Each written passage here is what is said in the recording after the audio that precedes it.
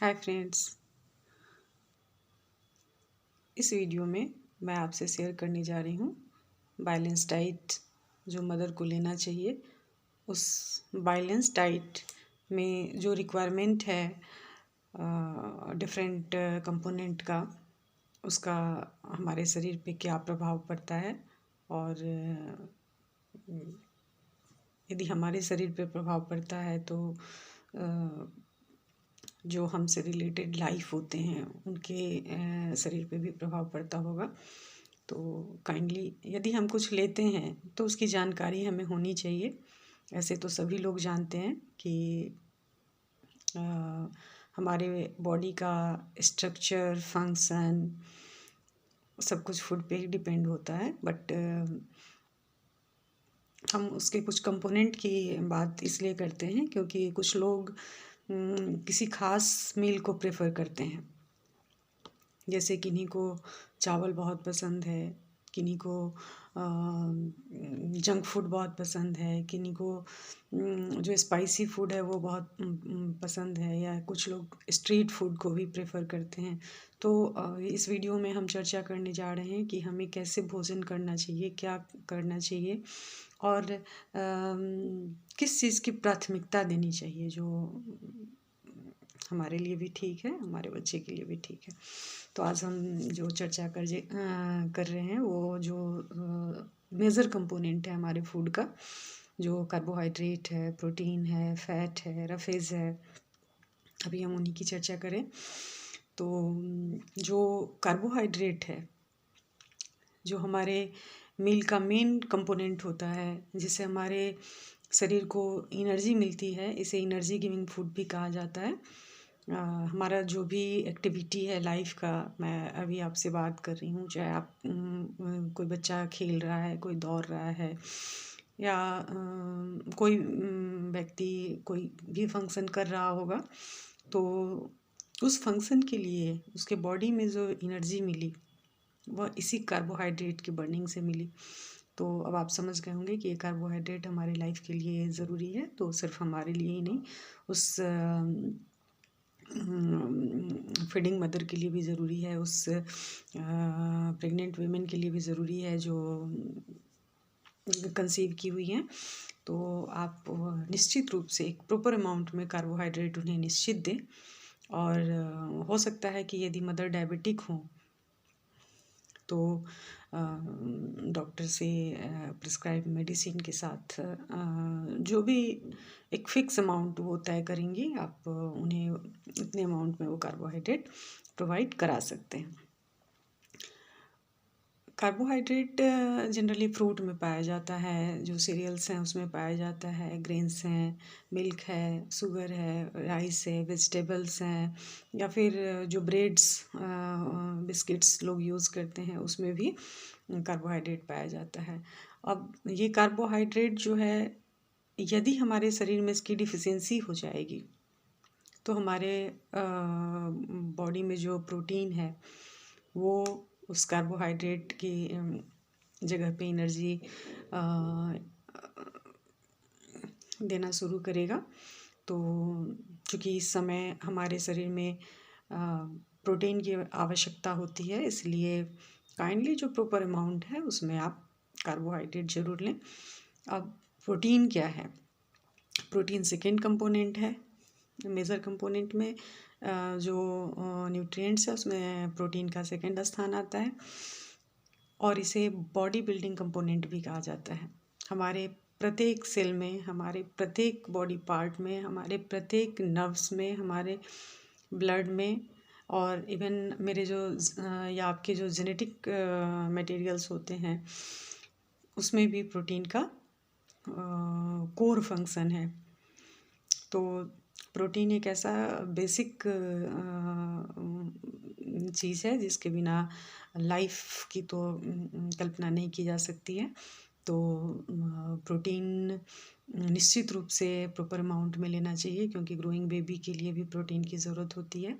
और जो प्रोटीन है वह अपने जनरल मील के साथ भी आप लें। ऐसे तो प्रोटीन के सप्लीमेंट भी आते हैं, लेकिन आप कोशिश करें इस टाइम में स्पेशली कि आप जो नेचुरल प्रोटीन सोर्सेज हैं उसी से प्रोटीन लें। अभी कोई सप्लीमेंट जो होता है वो ना लें तो ठीक होता है। जैसे आप होल ग्रेन्स ले सकते हैं, जैसे होल व्हीट आटा हो गया या फिर होल पल्सेस हो गए, चाहे आप peas beans and other vegetables ले सकते हैं। फ्रूट कुछ हैं जिसमें प्रोटीन पाया जाता है। आप ऑरेंज ले सकते हैं, पाइनएप्पल ले सकते हैं, गुआवा ले सकते हैं, एप्पल ले सकते हैं। इसके साथ ही साथ आप जो स्प्राउटेड जो पल्सेस होते हैं आप उसे ले सकते हैं। इसके साथ ही साथ आप जो डिफरेंट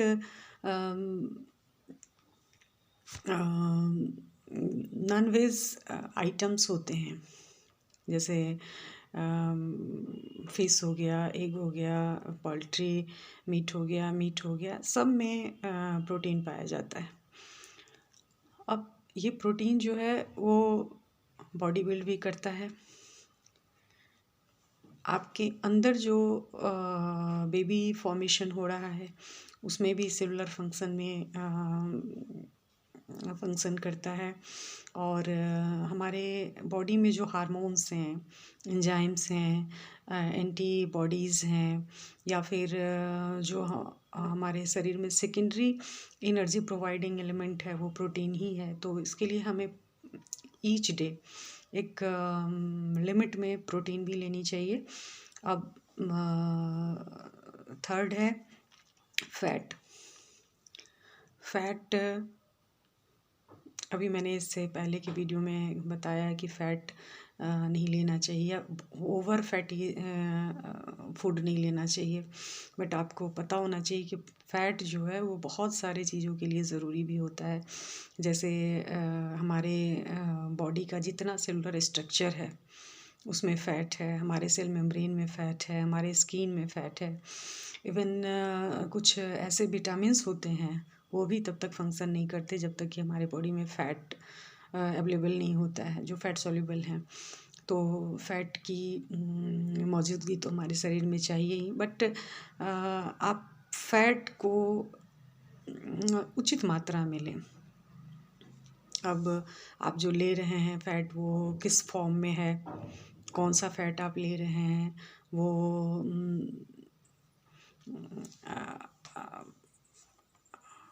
हाई है या हाई यील्डिंग है या फिर लो है। तो फ़ैट आपको देखना है कि सैचुरेटेड है कि अनसैचुरेटेड है, लिमिट में लेना है। फिर आपको उचित मात्रा में ही लेना है, अधिक लेने से फिर वो अनबैलेंस हो जाएगा। आपके जो कुछ फ़ैट्स हैं वो आपके जो डाइट होते हैं उसमें ऑलरेडी अवेलेबल होते हैं। तो जैसे मिल्क है या मिल्क प्रोडक्ट है, जैसे पोल्ट्री है, फ़िश है, एग है, जो नट और सीड्स हम लोग यूज़ करते हैं उसमें भी फ़ैट पाए जाते हैं। उसके साथ ही साथ जो वनस्पति घी है, रिफ़ाइन है, डालडा है,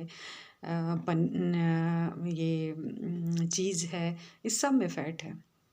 देसी घी है, तो फ़ैट इन सबों में अवेलेबल है, लेकिन आप उचित मात्रा में लें ताकि आपके लिए अनबैलेंस नहीं हो। हाँ, फ़ैट जो होता है वो हमारे शरीर के टेम्परेचर को मेंटेन करने के लिए भी ज़रूरी होता है, इसलिए फ़ैट लें। फ़ैट की अधिकता से बहुत गड़बड़ी नहीं होती, लेकिन फ़ैट की डिफ़िशियंसी से भी गड़बड़ियाँ होती है, इसलिए एक लिमिट में ज़रूर लें। और इसके साथ ही साथ एक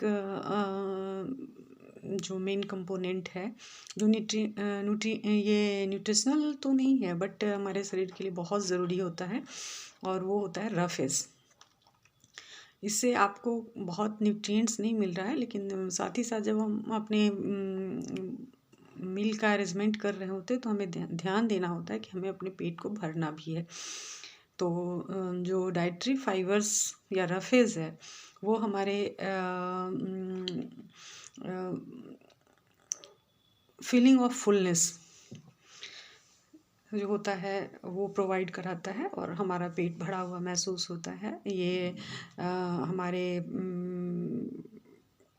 जो हंग्री है उसको फुलफ़िल करने में इसका बहुत बड़ा रोल है।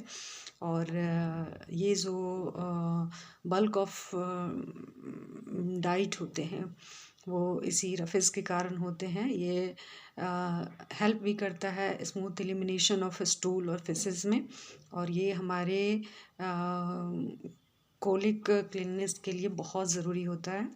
यदि रफेज़ की कमी हो जाती है तो कॉन्स्टिपेशंस या डिफरेंट कोलिक डिजीज़ होने के चांसेस होते हैं। और फिर हमें ये प्रिवेंट भी करता है बहुत सारे कोलिक डिजीज़ से, जो जैसे कैंसर्स है या फिर डायबिटीज़ है या फिर इसके बियॉन्ड यदि हार्ट डिजीज़ है या फिर कोलेस्ट्रॉल है, उसको कम करने का काम करता है। तो ये इन सब कामों को तो करता ही है, साथ ही साथ कुछ एनर्जी भी प्रोवाइड करा देता है। अब ये रफेज़ हमारे शरीर में कहाँ से आएगा, तो कुछ जो हम लोग होल ग्रेन्स लेते हैं या फिर जो हम उस होल ग्रेन्स के छिलके में ये पाया जाता है, या फिर जो हम होल पल्सेस लेते हैं उसके छिलके में ये पाया जाता है।